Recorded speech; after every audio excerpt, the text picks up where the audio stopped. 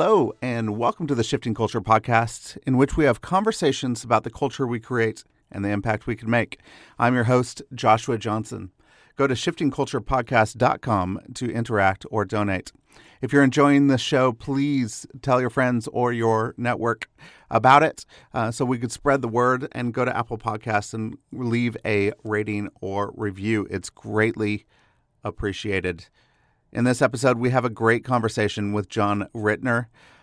Jon just wrote a new book called Positively Irritating. We get into that, and then we get into his work as a pastor at Ecclesia Hollywood and how we can embody good news to the city in which we live. It's a fascinating conversation. Jon's a great communicator. You're going to really love this. So here is Jon Ritner. Jon Ritner, well, welcome to the Shifting Culture podcast. I'm excited to have you here. Yeah, thanks so much, Joshua. Appreciate it. It's good to make the connection and look forward to talking. Yeah, it's going to be good. You know, as I'm looking at your story, it's pretty fascinating to me as your journey went from a lot of different forms of church, a lot of different geographical locations. Walk us through your ministry journey and what Jesus has taught you along the way. Man, yeah, it really has really taken me all over the world, literally. I graduated from Trinity Evangelical Divinity School in Chicago in 2012 and had just gotten married, and went back to my college town of Williamsburg, Virginia, and came on staff at a church called the Williamsburg Community Chapel that was kind of in the midst of a lot of growth, and, spent 10 years there. And Virginia's, some will say it's not quite the Bible Belt, but it's definitely was in that Christendom culture where, the question you might ask a new person is, hey, are you looking for a church? Can I help you? Or you might ask someone, where are you going to church? You would just expect church participation. And so I basically served for 10 years at a megachurch. Eventually it was about 3,000 people in that Bible Belt Christian culture, running day-to-day programs for existing Christians in many ways. And, but probably like a lot of attractional style churches, the goal is to kind of fill the calendar with activities and hope that was actually discipling people into the way of Jesus. And then hope that somehow the community would be interested in coming to participate in your programs and your services, And then in my own journey, I just began to kind of sense God stirring in my heart that what we were doing wasn't working. It wasn't reaching the next generation. I came to Christ as a college kid, and always have had a college Bible study, to kind of stay young and fresh and to re-engage. And I could just sense like our programs aren't connecting with them. They're not interested in church the way we're doing it. And yet they are interested in Jesus, and they're interested in spirituality. In fact, they're actually more interested in maybe changing the world out there than some of our church people are, And so God kind of led us one day in a staff meeting. A friend of mine who was a missionary in Europe was there sharing, and God gave me this whisper of, what if you could go to Europe, which was kind of the future of American culture in a lot of ways, this post-Christian, increasingly secular, post-church. What if you could go there and learn from these experimenters who are trying new things, and then come back eventually to America and help prepare the modern day church for this era that's coming. And so we packed up and took our family of four over to Brussels, Belgium for 3 years, and basically went from leading a megachurch to helping plant little neighborhood microchurches in the city of Brussels. And so if you're kind of familiar with that term, those little communities, 20 to 40 maybe, that lived in a geographic area. And then we all came together once a month as kind of a citywide network to celebrate what was happening in our different neighborhoods. So I think that's fascinating. You're doing that in Europe. As my day job leading All Nations as a mission agency, our goal is to go out and ignite church planting movements. A lot of times we go plant microchurches that multiply around the world. And so this is where I live. The headspace that I live in is trying to figure that out. And as we've done that, we've also been able to be here in a local church in Kansas City where we have changed the model of church, and we've given up our building. We've become nomadic. We've split up into different house churches, and we get together once a month to come as a corporate gathering. And it's a great model for authentic community as we're living things out. We're walking out our relationship with Jesus. What did you find while you were in that world, in that mode, as maybe some of the really good things that brings, and some of the things that maybe we're missing? Yeah, I think the one of the values of that, people-driven discipleship movement, right? So, so much of the American church today has been making disciples through programs, professionals, doing it on a property. But this idea of equipping everyday people to make disciples out in the ordinary spaces of life, the places they live, work, and play. We talk about first, second, and third spaces. I think there's an incredible spiritual formation that happens when you really engage with that missional, incarnational, that sent life. One of the ways I phrased it is when someone else's spiritual maturity is partially dependent on you, you become more fully dependent on Jesus, right? Yeah. So it's not about inviting a friend to church so they can meet the pastor and hear him or her teach. Right. No. You are the missionary in that place. And so every day you are listening to the Holy Spirit, you're listening to the people you're serving, you're trying to discern what is good news, how do I embody it, what do they need, how do I pastor someone? Well, man, that really can be overwhelming if you try to do it on your own, right? If you think, in my own strength, I'm going to care for these people. And so what it does is I think it really drives you into the presence of Jesus to say, man, I am not the right person for this, and I don't have the right skills, and I don't even know if I want to do this today, Jesus, but I believe you are, and I believe you are enough, and I believe you want to love these people, and so live your life through me, that John 15, like abide in me and let me just kind of represent you in this space. So I think that spiritual formation that is more of an activist or a contemplative activist model where you're really listening to the Spirit and then engaging in his work is so much more transformational than the classic Greek classroom, maybe even American Bible study model, where we just kind of sermon you and Bible study you to death, but never really have a way of measuring, are you living this out, And so that the old idea that American Christians tend to be kind of educated beyond their level of obedience. In Europe, what I saw was that people were activating beyond their level of training and then coming back to you going, okay, something happened. I didn't know what to do. Can you help me? Which to me is very much right out of the Jesus disciple making movement. Send these men out who are ill-equipped and ill-prepared and trust that the Holy Spirit will join them. And then when they come back, debrief and say, hey, what happened? And let's answer the questions that you now have as felt needs, Yeah. And that's beautiful. I have one trainer that we have really engaged with. And one of the things that he says is that people shouldn't get a new word unless they've obeyed the last word. And it was a huge little paradigm shift of, coming from America, coming from, let's just give them all of the information and the education that they need all at once and just dump it on them. And hopefully that's going to transform their lives. But if you're actually starting to walk out into obedience and then coming back, debriefing, and then learning again and growing some more, it seems to be, a good formation process. It's funny you say that, Joshua, because I've had this idea and I've never really had the courage to pull it off. And maybe it's wisdom that I haven't tried, or maybe it's just, fear. But I've wanted sometimes as a pastor to come back, on a Sunday and, begin my message by reviewing last week's application and saying, hey, last week we said to obey God's word, we were going to do this.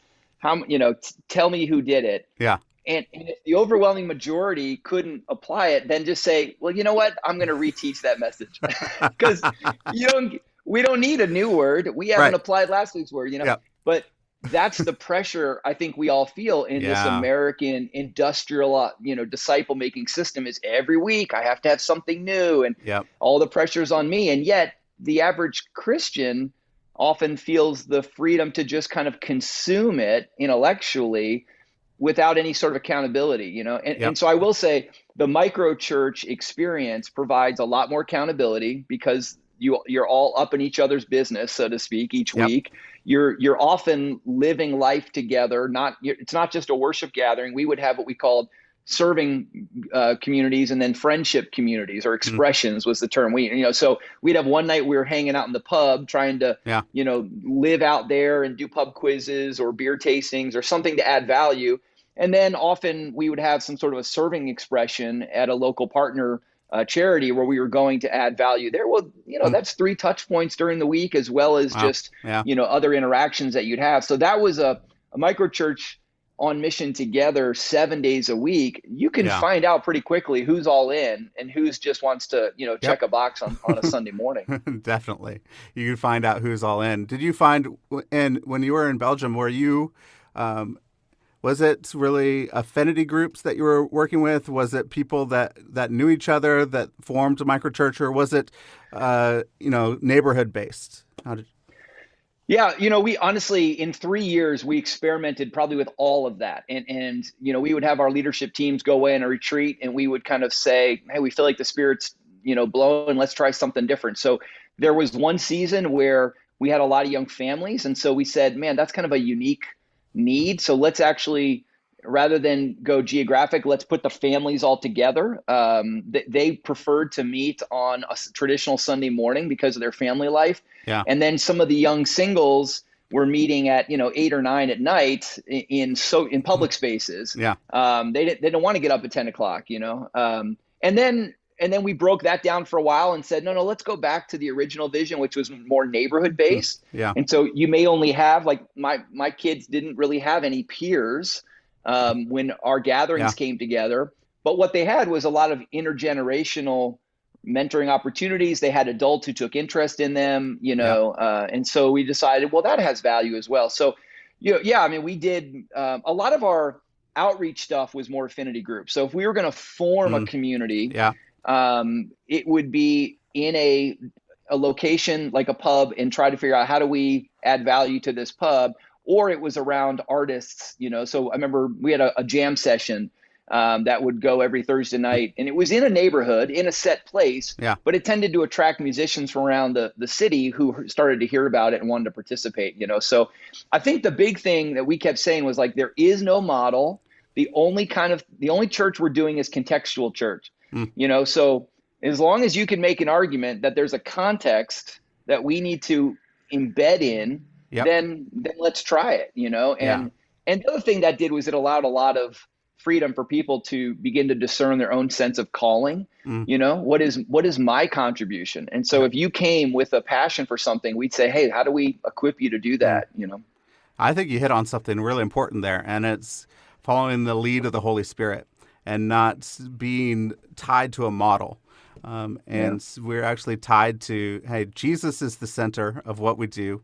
We want to love and obey him. And out of that overflow of what we're doing, we actually see different expressions here in the city of what we're doing, so that we could see the city flourish as what kingdom life is supposed to be.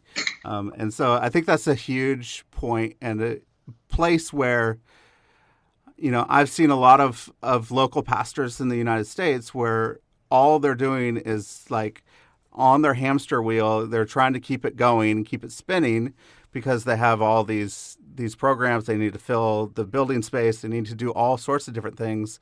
And so they probably have the freedom to follow the lead of the Holy Spirit, but it doesn't seem like they do to them.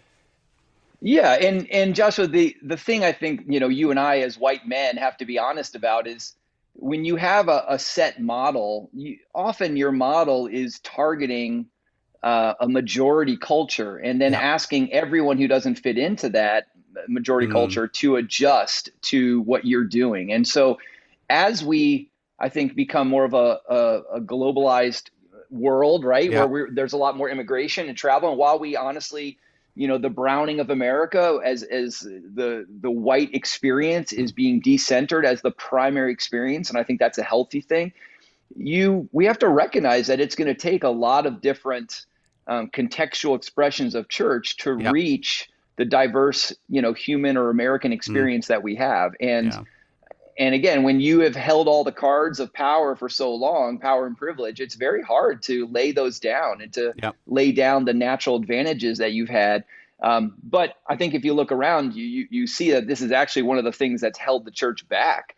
And Yep. it's given us kind of a negative reputation, is that we haven't done that. We haven't held our power in service of others. We've held it in a way that has served us and whoever the us is in the dominant culture. And traditionally that's been kind of the white, rich, male, Yeah. right? And so that's part of my journey too. And honestly, I was exposed to that through my time in Europe.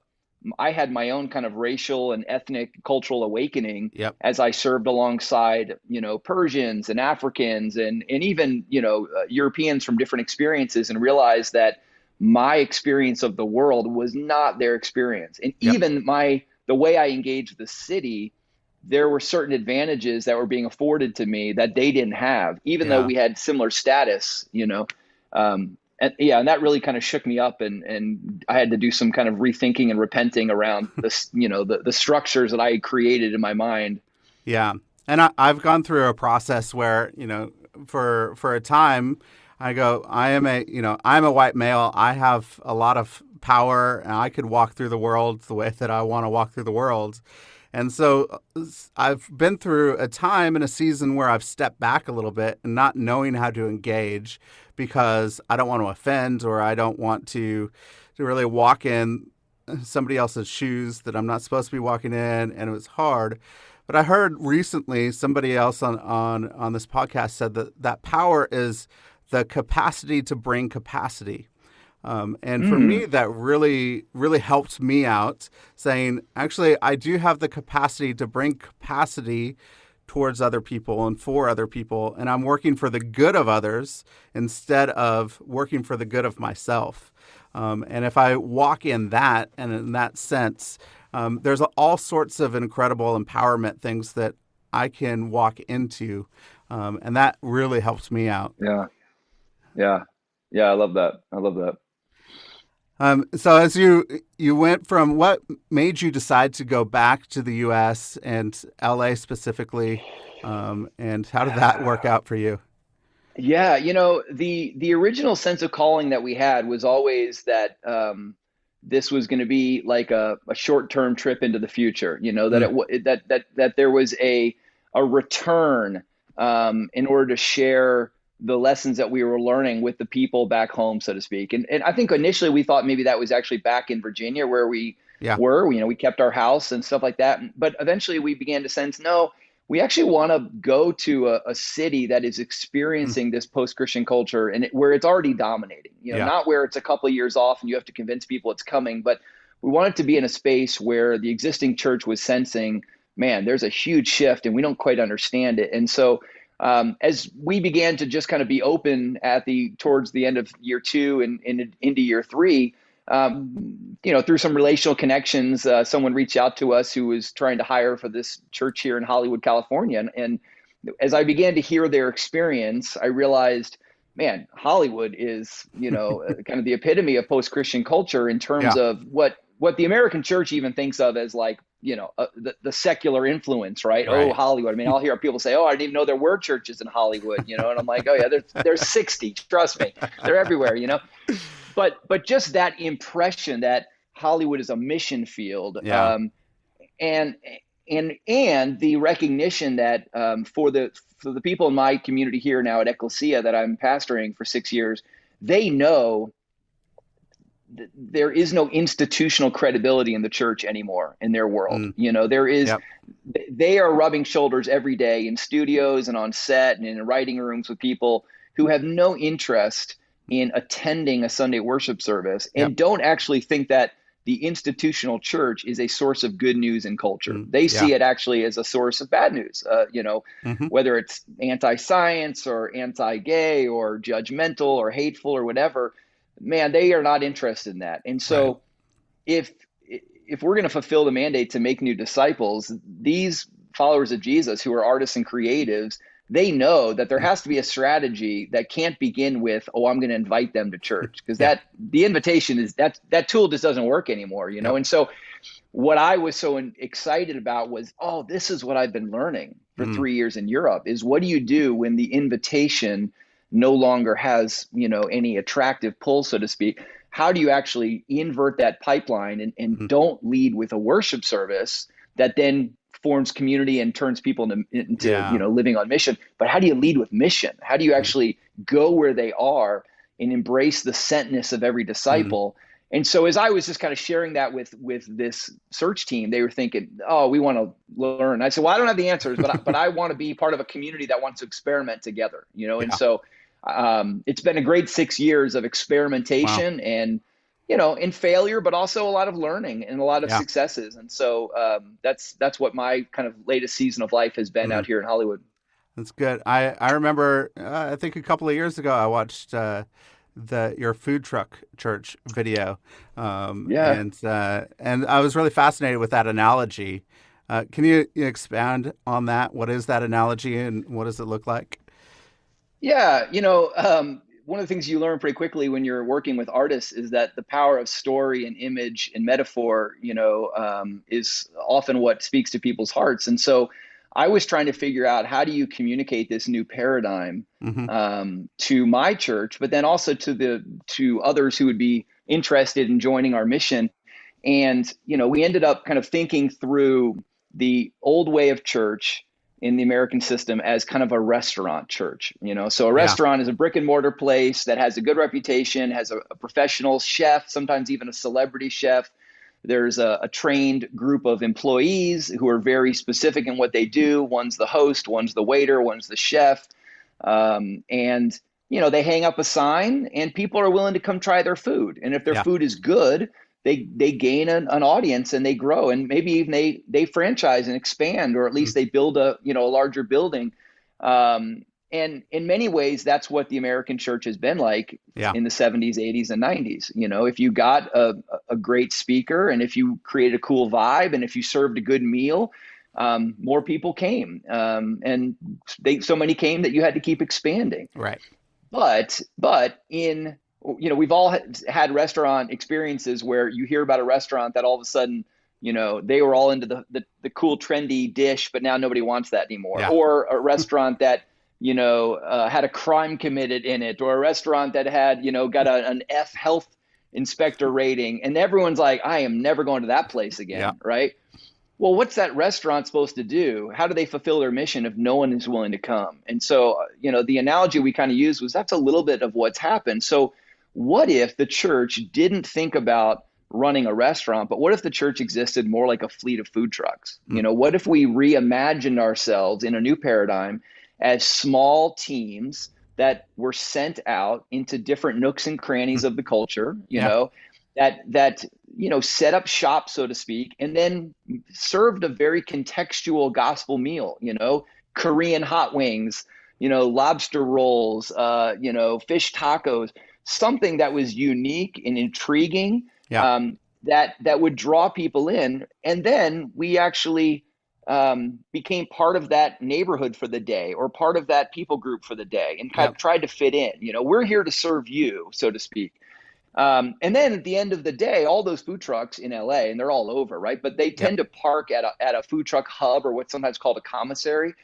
And so this idea that you go out and then you come back, and when you come back, you all park together, and often what they do is they debrief, they celebrate the wins. They say, hey, they're not competing because they were in different neighborhoods. And then usually they're part of a membership of this hub commissary where they can restock on paper products and food at discounts, And so we said, man, what if the rhythm of our church was more like food trucks that went out during the week, partnered together in small teams, served others, cared for others, and then came back together on a Sunday and shared stories and got refueled in the presence of the Spirit and celebrated the wins and grieved the losses. And then we figured out, what are the tools they need that we can give them so they can be successful this week? How do they restock in the presence of our community? So So that analogy started resonating. And so then, the video Yep. you saw, we found people in our community who were artists and voiceover actors and a producer and a director. And just our community created kind of a little Wow. 3-minute explainer video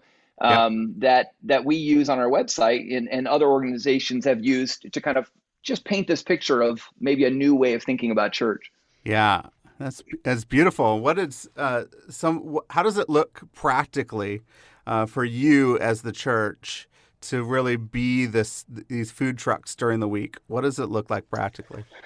Yeah, so as everyone knows, COVID is such a wrench in all this, and what anything looks like in COVID is kind of crazy, right? But Yeah. what I will say is, going into COVID, we were at a place where we were becoming more of this hybrid style. So we recognized that you're not going to shut down the restaurant overnight and mobilize everyone into food trucks, but we were beginning to identify some pioneers, some innovators, and early adopters who wanted to experiment with these new ways of being. And so we were equipping them while still running the restaurant, but even within the restaurant, casting vision for it, And so we probably had about 4 or 5 different food truck expressions that were happening during the week. The one that I see most often is a co-working space for independent artists that we call Epiphany Space. And it was a nonprofit formed by one of our Ecclesia community members who recognized that if you're an independent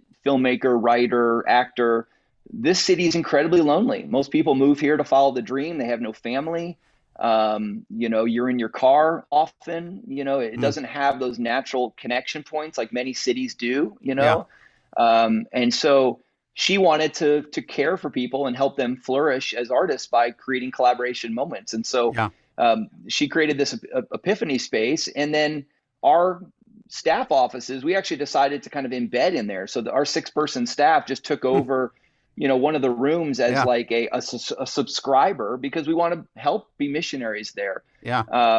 And this weekend they've got a short film festival going on. They do all sorts of writing workshops and songwriter events, and then they also have an ongoing kind of prayer group. And every now and then they'll have kind of a spiritual study group, Life of Jesus or a book. And so if people are interested in that, they can participate. But really, the fruit is often coming from seeds that are planted in just ongoing conversations, over coffee outside on the patio or on our Wine Wednesday happy hour that we do, And we've seen people make decisions to follow Jesus who were not interested in coming to a church, and we never invited them to church.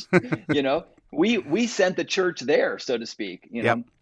And so similar expressions. A guy who wanted to care for a specific corner of LA where homelessness had really gone rampant, and he began going there every week. And so we helped him recruit a team, and over the course of 2 years, they kind of emptied that corner out. He helped some of them get jobs. He, just walked with them relationally.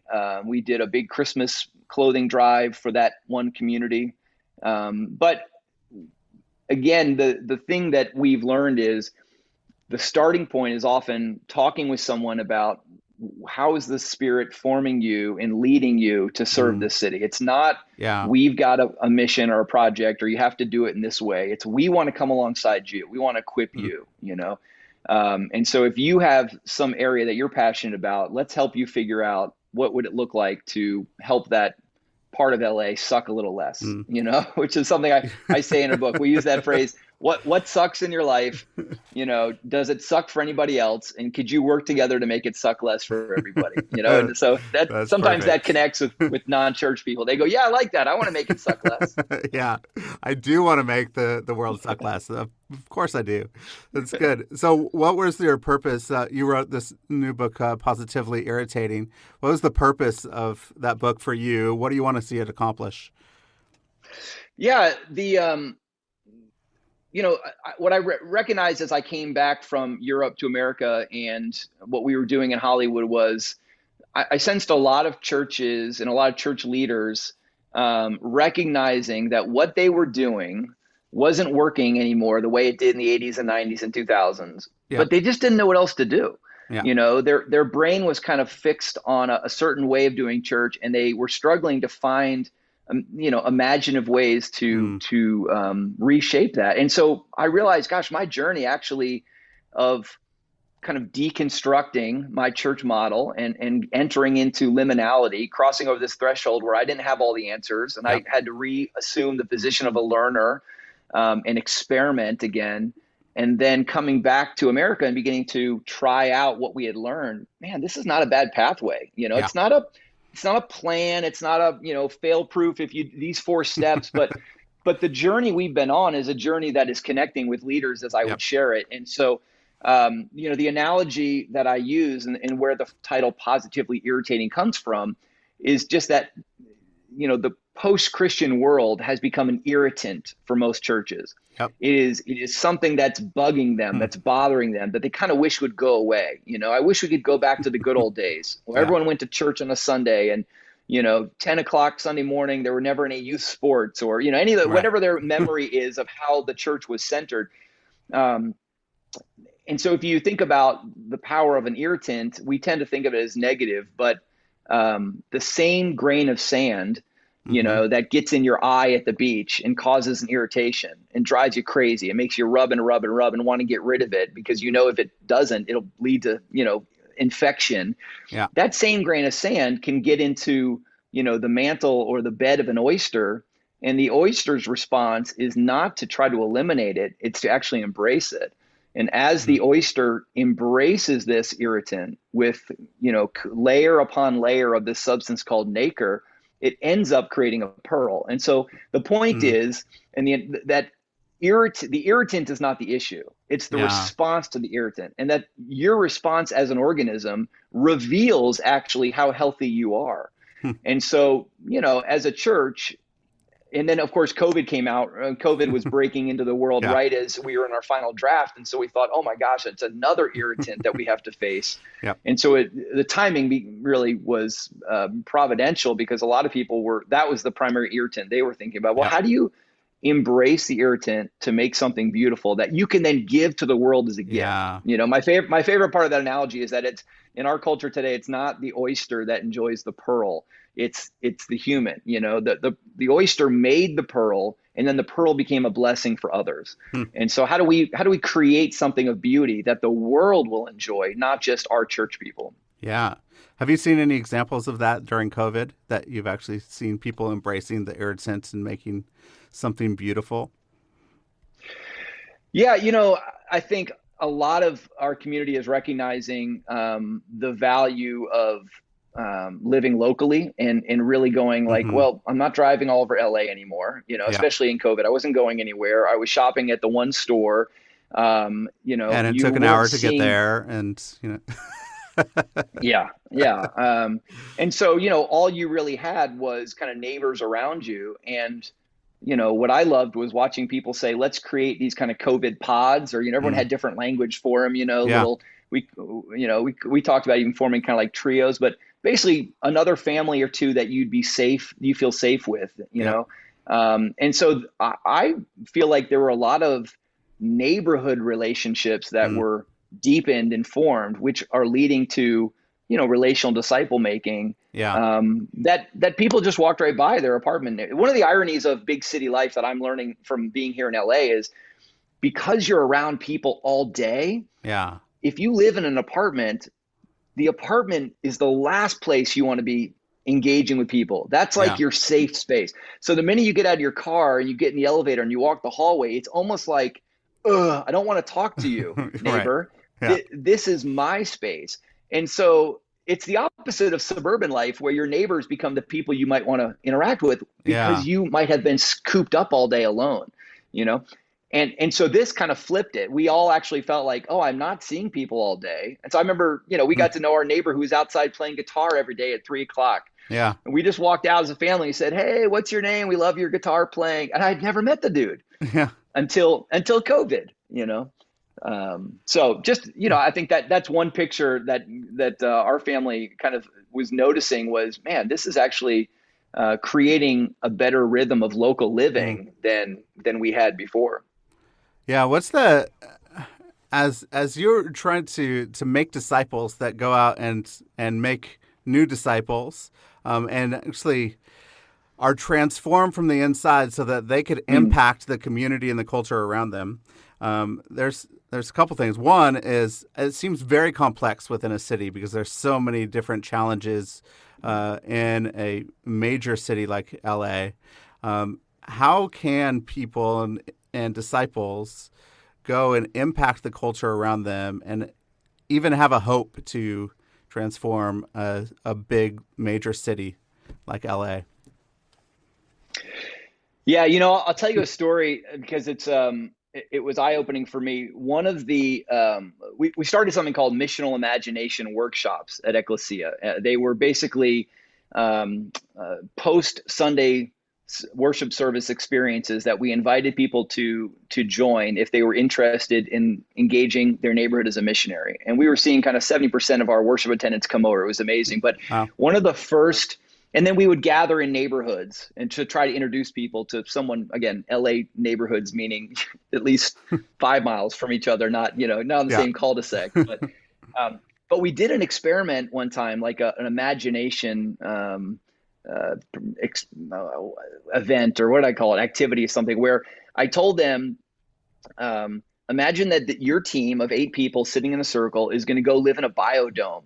And you're going to go live in this biodome for 3 years, and your job is to cultivate the ground and establish rhythms of life. And, everyone will have a role and all that kind of stuff. But I want you to imagine forming a church in that biodome and with the 8 of you as the starters, What would that look like? What would you do? Come up with a strategy, come up with tactics, what roles you might play. And we gave them an hour to come up with it, right? Yeah.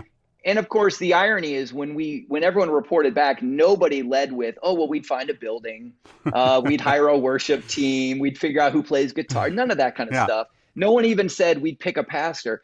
What they all basically said was we'd probably just gather, in our homes and then begin to serve others and stuff. And so people had incredible strategies of how to add value to the biodome, right? And at the end, I said to them, this is what it means to start a food truck. This is what it means to be a church planter. It's to, simply what keeps us from doing this in LA? And I'm telling you, across the room, people jumped right on it. And they said, here's the thing, Jon, you told us we would be in one space for 3 years. That's not true in LA. We have no idea if we're going to live in the same house or apartment for 3 years. People are moving all the time. Number 2, you told us we were going to be working with the same people, those 8 people for 3 years. There's no guarantee that's going to happen. And number 3, because you put a dome over that location, the missional context we were in was very defined. And they said the LA life is perpetual moving around, always gaining and losing friends, and a massive footprint that you live in, where you work here, live here, play here. Yep. And that was such an eye-opener for us because I realized we have to create more micro environments. You can't even say, I'm going to reach Hollywood, I'm going to reach Burbank, I'm going to reach Warner Brothers. It's too big. Yep. And so how do you create longevity? How do you create sustainability? Yeah. It begins much smaller. And to be honest, Joshua, the big challenge that we're finding right now is the history of our church was, Ecclesia was, 700 people, attractional, commuter, drive from all over the city because you were in the entertainment industry. And so kind of the remnant that I have left after those days are long gone for them. And I came after a lot of that fallout, but the remnant you have left don't live in proximity with other quote unquote Ecclesians. They're the only ones within their neighborhood. And so they're not going into a biodome with 8 other people. And so they feel very isolated and alone. And so, we've talked about maybe you need to discern who else, loves Jesus, but attends another faith community, another church. Yep. Maybe you need to figure out, who doesn't care about Jesus, but cares about the cause that you care about. They may not want it for the reason you want it, but they their why may not be the same, but their what might be the same. And that's okay. That's a starting point. They want to bless the school, or they want the school to be safer. Hey, that's fine. Yeah. So, it's led to a lot of, I mean, I share that analogy just because I think that I go back to that biodome thing a lot, because my people had no problem being creative in a biodome. They knew how to do it. Yep. The issue is LA is not a biodome. Yeah, exactly. You know? Exactly. And I think that's across the board, across the world, in major cities. This is what I think everybody's trying to figure out. What does it look like, especially in a migratory community? And, you have different people coming in and out all the time. In a rural community, you have a stabilized village of people that stay there and form community, and that community is its own little culture.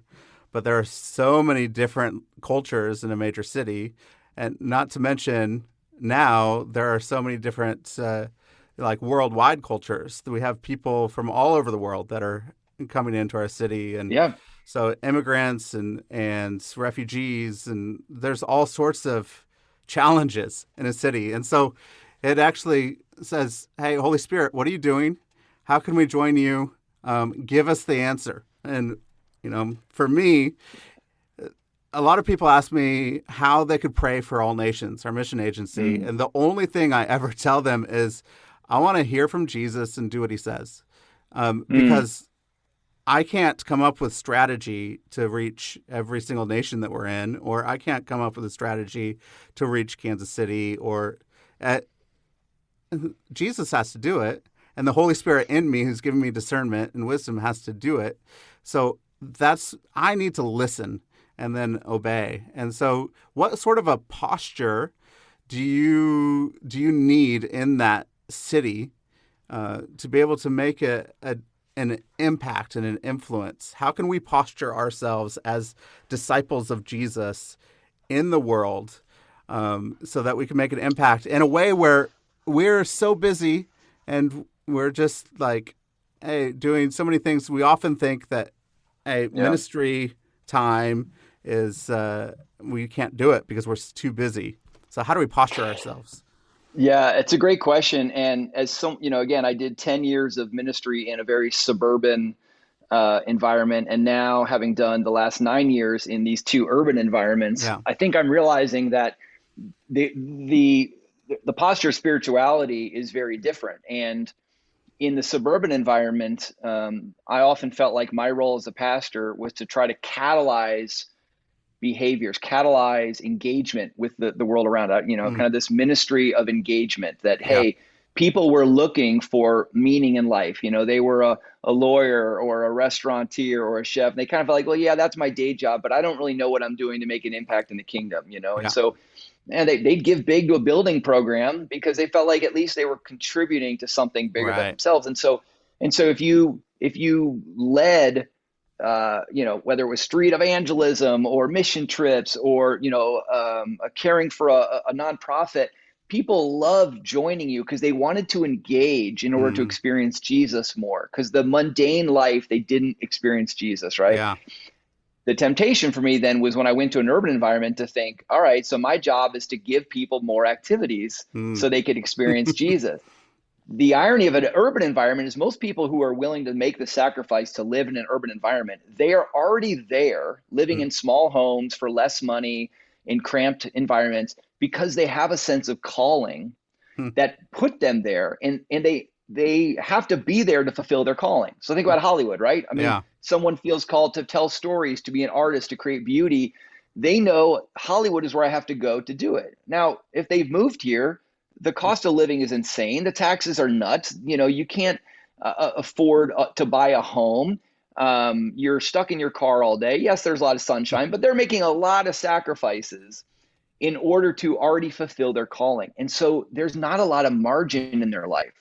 So what they're actually longing for, and the posture that I'm trying to, kind of speak to them, is more of a posture of disengaging from the rat race of the world. And a sustainable posture of Sabbath and rest and stillness and listening. It's not saying, hey, you got to get out there and do more for the kingdom. It's saying you're already out there trying to embody Christ in the kingdom, but that you will not be able to sustain that if you're doing that 24/7, So like we did a whole series on Sabbath, and it just, people really resonated with it because the Hollywood world is all about the hustle. Yep. It's not about taking a day of rest, And so, I had guys even, saying, listen, if I don't drive Uber on my quote unquote Sabbath day, on my day off from my other job, I don't know if I'll pay the bills. And I remember one guy saying, I'm going to trust God in this, and deciding to not work a second job, or for him, I think it was actually a third job on his Sabbath. Wow. And say, no, I'm going to try to lean into Jesus and listen to the Spirit and, go out in nature, and then watching God provide for him, So that's good. It's ironic, right? Because you think, we want to see impact, tell everyone to do more.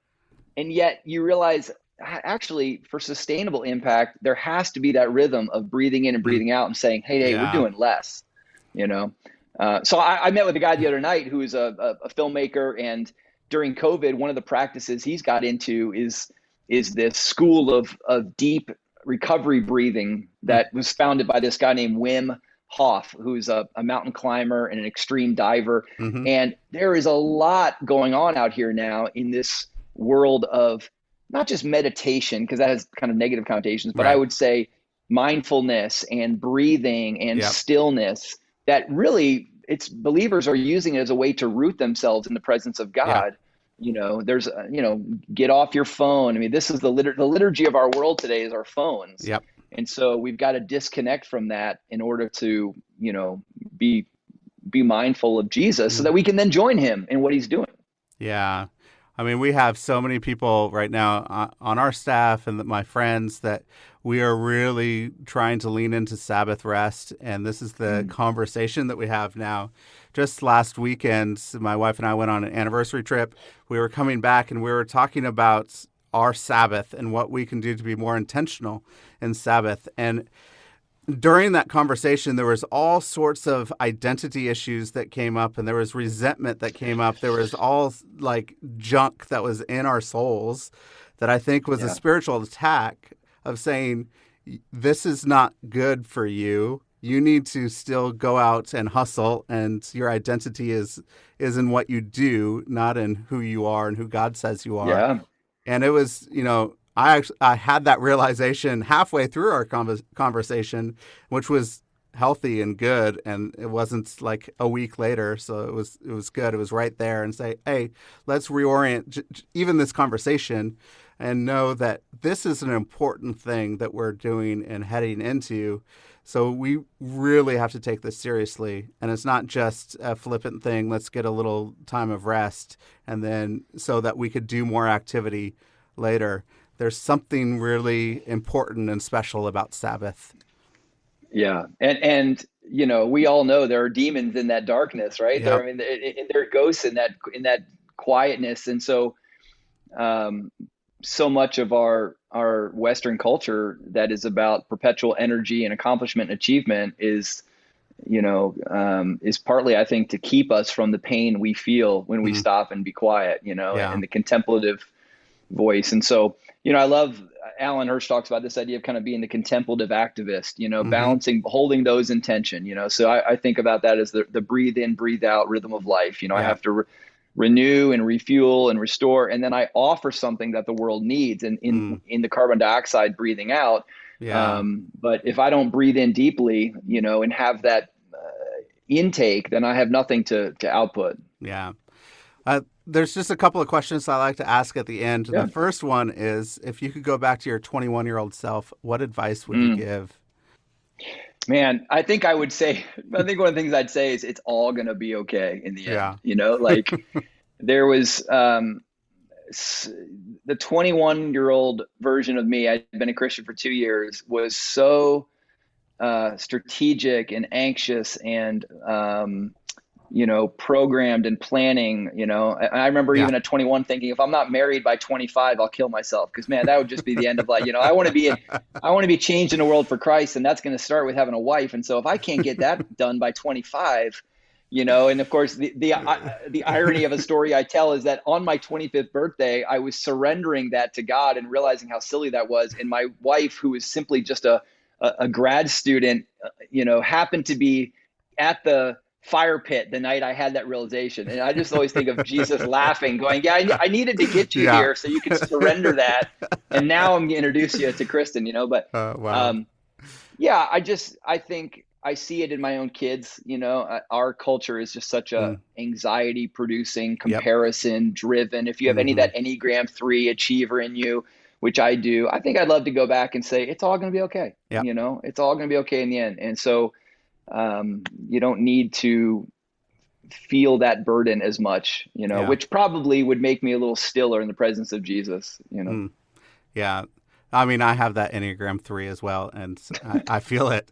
I feel it. I heard Ian Cron said once that the first half of your life is like the parable of the talents, and the second half of your life is like the parable of the prodigal son as he's coming home to figure out who he truly is. And that thing for me helps me in a transition of like, okay, what do I want to do to slow down and really figure out, as a beloved son of God, who am I? And that was really helpful. Yeah, just to embrace that truth that you are already enough. You're enough because he's enough, and to not have to go through life proving your value. I think I'm still struggling to learn that. So part of me is like, I would still say this to my 45-year-old self. Exactly. Anything you've been reading or watching lately that you could recommend? Yeah, one of the books that really kind of wrecked me recently, and let's see, I'm going to get the title right because then I taught on it for a little bit. It's called Unclean by Richard Beck, and he's a professor at maybe Asbury Seminary or something. But he really just walks through that Matthew 9 story of Jesus and the Pharisees and how they encounter Matthew's tax collector party and the two postures, and it's really a book about, he frames it as a book about holiness, and holiness through the grid of purity and separation, which is the Pharisees going, hey, we're so holy, we can't be a part of this sin, so we have to stay out here. And Jesus reframing holiness through the lens of kind of missional engagement and saying, actually, my holiness is what is compelling me to go in there, because I believe that I have the power to positively influence them, And so he the metaphor that he talks a lot about is the idea of positive and negative contamination. He uses the analogy of, a drop of urine into a glass of lemonade makes you think, I'm not drinking the lemonade, right? But if you put a drop of lemonade into a glass of urine, you still think, I'm not drinking this, right? Exactly. Because urine is a negative contaminant. No matter what it touches in your mind, it's now filthy.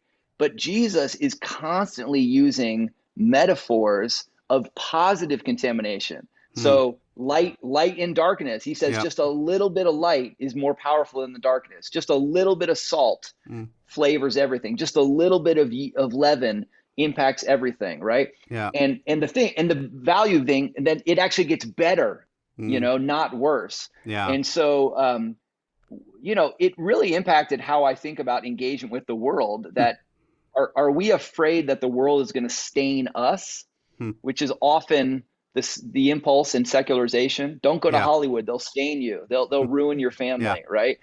Rather than the missional view of holiness, which is you need to go to Hollywood because you might help bring beauty there. Yeah, and that is the sent impulse, and really to me the way of Jesus. So that book gave me such language. That's called Unclean by Richard Beck. Yeah. I think that's great. I want to go check that out now. I also want to encourage everybody to go out and read Positively Irritating by Jon.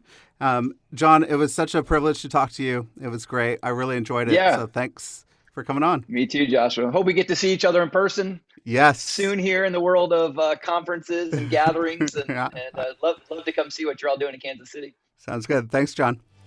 All right.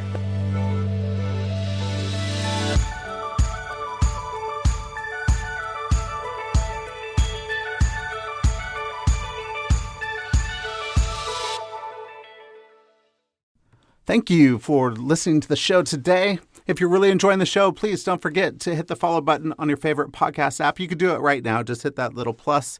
And then I would love it if you would leave a rating and review on Apple Podcasts. So you could go right now to the show and leave a star rating and review and let us know how you are enjoying the show. And find us on Facebook and Instagram. So if you want to connect, interact, I post a lot of quotes and different things that you could actually interact with the episodes and let me know how you are enjoying the show. If you feel inclined to donate, there is a support the show link in the show notes, and it would send you directly to a page where you could donate so that new episodes can be produced for your enjoyment. So thank you so much for listening, and I hope you have an incredible week.